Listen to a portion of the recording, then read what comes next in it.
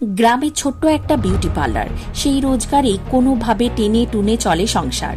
যেখানে ঠিকমতো নিজের খাবারই জোটে কঠিন হয়ে দাঁড়ায়, সেখানে 150টি অসহায় শিশুর দায়িত্ব তুলে নিয়েছেন নিজের কাঁধে। তাদের পড়াশোনা থেকে শুরু করে প্রয়োজনীয় আবদার, তাদের সবকিছু মেটান এই যুবক। এক কথায় তিনি হয়ে উঠেছেন পরিত্রাতা। ছবিটিতে যে মানুষটিকে দেখছেন তার নাম স্নেহাশিস দুর্লভ। ঝাড়গ্রামের শিলদা গ্রামের বাসিন্দা স্নেহাশিস সকলের কাছে ছোটদা হিসেবেই পরিচিত। 8 থেকে 80 সবার কাছে ছোটদা সে। 150 জন গরিব শিশুর কাছে ছোটদাই ভগবান। নিজে না খেয়ে, ভালো জামা কাপড় না পরে বাবার মতো 150 জন গরিব শিশুকে আগলে রেখেছেন তিনি। শিলদা গ্রামের অগ্রণী উদ্যোগ সোসাইটি নামে একটি স্বেচ্ছাসেবী সংগঠন গড়ে তুলেছেন এই স্নেহাশিস বাবু। আজ থেকে বেশ কয়েক বছর আগে একদিন ছোটদার মনে হয়েছিল অসহায় মানুষের পাশে দাঁড়ানোর কথা, আর তখন থেকেই গড়ে উঠেছে তার এই সংসার। ছেলে মেয়েদের জন্য প্রাণপ্রাত করে দেন স্নেহাশিস বাবু।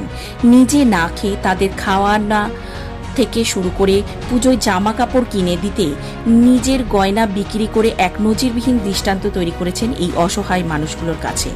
তাদের ভালোবাসার এই ছোটদা যেন সাক্ষাৎ ঈশ্বরের দূত। তাকে এই কাজে সাহায্য করে আর এই দুই মামি, রেখা ও সুমিত্রা। এছাড়াও এই বিশাল কর্মকাণ্ডের সঙ্গী হয়েছেন তার এই বন্ধু বান্ধবরাও। শুধু বাচ্চাদের দায়িত্ব নয়, তিনি চান গরিব মেয়েরাও যাতে স্বনির্ভর হয়ে ওঠে। তাই তিনি 90 জন গরিব মেয়েকে বিনামূল্যে বিউটি পার্লারের কোর্স করিয়েছেন ছোট্টদা।